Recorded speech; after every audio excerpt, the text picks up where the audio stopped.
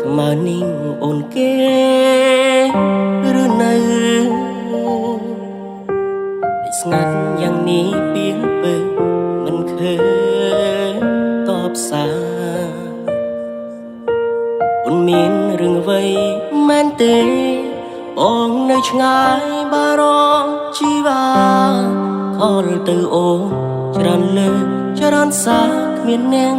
លើកឆ្លើយ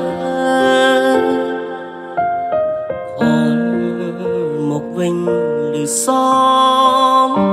លេងប្រុងសំដីមិនសូវពីរូបសំឡុតត្រានត្រើ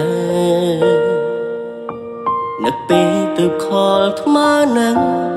តែភ្លេចឆឹងយ៉ាងបែកគ្នាហើយគ្មានសតិស៊ូអូនឲ្យឆ្លើយដោយកាលគ្រាមុនសង្សារចាអើយបងសុំទោសខលទៅរំខានព្រោះរឿងប៉ុន្មានដែលយកខំសាងមិនតន់ភ្លេចអ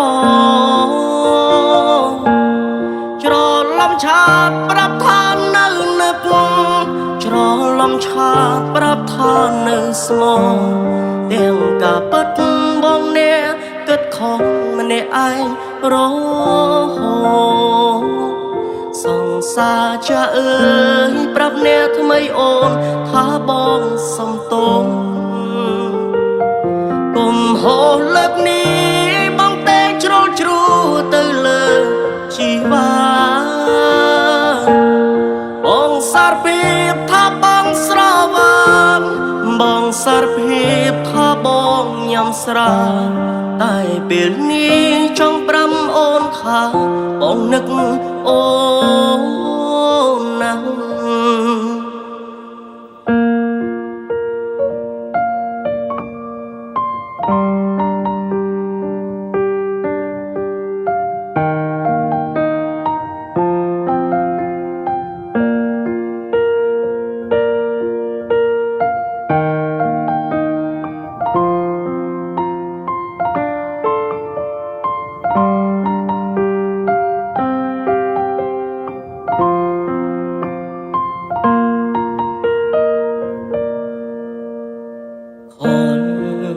មកវិញ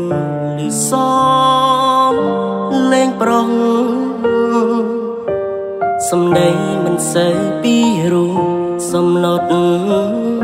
ត្រានត្រើ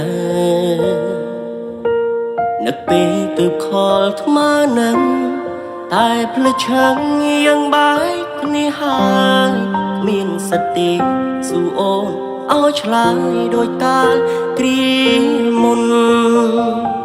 សង្សារចាអើយបងសុំទោសខលទៅរំខានព្រោះរឿងប៉ុន្មានដែលយើងខំសាងមិនតន់ភ្លេចច្រឡំឆាតប្រាប់ថានៅនឹកច្រឡំឆាតប្រាប់ថានៅស្មោះទាំងការពិត